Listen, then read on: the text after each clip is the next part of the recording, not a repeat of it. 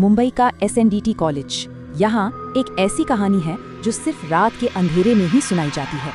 कहते हैं रात की 2 बजे एक औरत की आत्मा यहाँ भटकती है।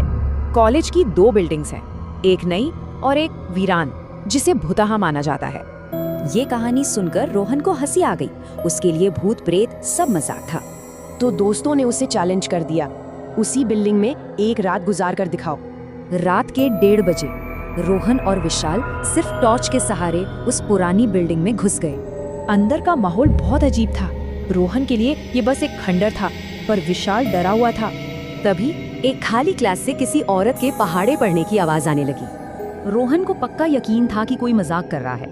वो उस आवाज की तरफ बढ़ गया, लेकिन जैसे ही वो क्लास के पास पहुंचे, आवाज एकदम बंद हो गई। चारों तरफ सन्नाटा, और फिर उन्हें महसूस हुई एक अजीब सी ठंडक, जैसे वो किसी फ्रीजर के पास खड़े थे। उसी खाली कमरे से आवाज फिर से आई, पर इस बार आवाज में गुस्सा था।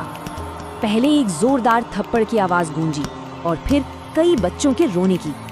लेकिन अब जो हुआ उसने रोहन का सारा शक तोड़ दिया। चौक अपने आप ब्लैक बोर्ड पर लिखने लगा।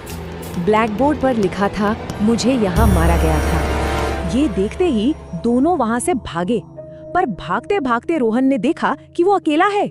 उसने ऊपर देखा तो विशाल पहली मंजिल की खिड़की पर फंसा हुआ मदद के लिए चिल्ला रहा था। अब रोहन का सारा शक खौफ में बदल चुका था। वो अपने दोस्त के लिए वापस अंदर भागा। अंदर विशाल जमीन पर बैठा पहाड़े पड़ रहा था और उसके ऊपर काली साड़ी में वो औरत खड़ी थी। उस चीज ने अपना सिर घुमाया, रोहन को देखकर मुस्कुराई और उसकी तरफ बढ़ने लगी।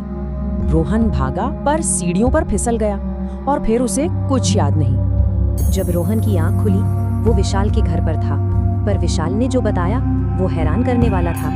रोहन की यादों में विशाल भूत के साथ था, लेकिन विशाल के मुताबिक उसे सिर्फ बेहोश रोहन मिला था।